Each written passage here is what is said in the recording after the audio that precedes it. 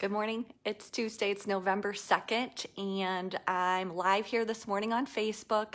I've got, a little partner here this morning that's really excited to tell you about the local real estate market.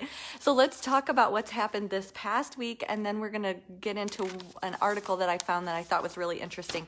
So this last week we had 7 new listings in Seneca County, a jump up in activity for those homes that have gone under contract, with 8 in Seneca County this last week, 8. 9 homes sold, and we are still hovering right around 46 days on the market. Good morning, Kim. Let's talk about an article that we found. Actually, it was brought up in our office. Donna Good mentioned it to me the other day, and I thought it was, pretty interesting. Good morning, Jolinda. Thanks for joining me. Where have all the starter homes gone? That is the title of the article, and I thought it was really good because we have buyers out there who, for the last 18 months, 2 years, that are looking for these first-time home buyer type properties, and they are just eaten up before they have a shot at it. So we have millennials trying to get into the market, and they have so much competition. So let's go over a little bit what we're seeing and what these first-time home buyers are up against. So investors are purchasing these properties for cash.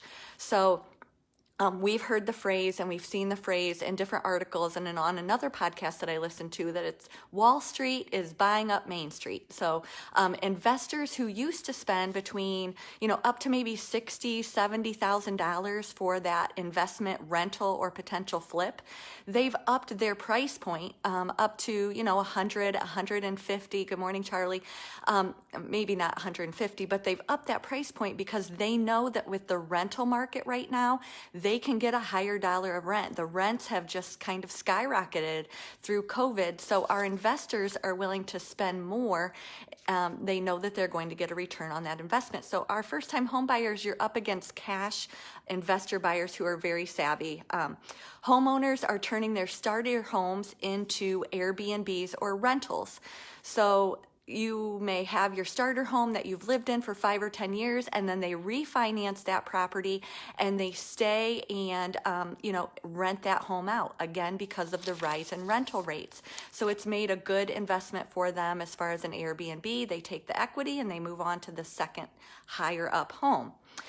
Baby boomers are downsizing into into that same market, the same smaller home market that the first-time home buyers are looking for. So there's not necessarily a definition of what that starter home is, but typically we used to see up to 120, 140 for that first-time home buyer, and something a little on the smaller side that would pass FHA and VA and USDA, and it would be under 2,000 square feet or something along those lines. Well, now the baby boomers are taking their homes in the country with acreage, or their big 2-story homes, and they're competing for those properties as well. They want to downsize. So that is what our first-time homebuyers are running into. iBuyers is another phenomenon that they're seeing in larger metro areas. We're not seeing that yet here in Seneca County. We haven't heard a lot about iBuyers, but iBuyers are big corporations or companies who are using technology to make you an offer on your home sight unseen. So that's something we may see in the future here, but we haven't really seen much of that in Seneca County, but still something to be on the lookout for. So as your first-time home buyers, as you're out there in the market, what the prediction is this fall and this winter may be a better time for you.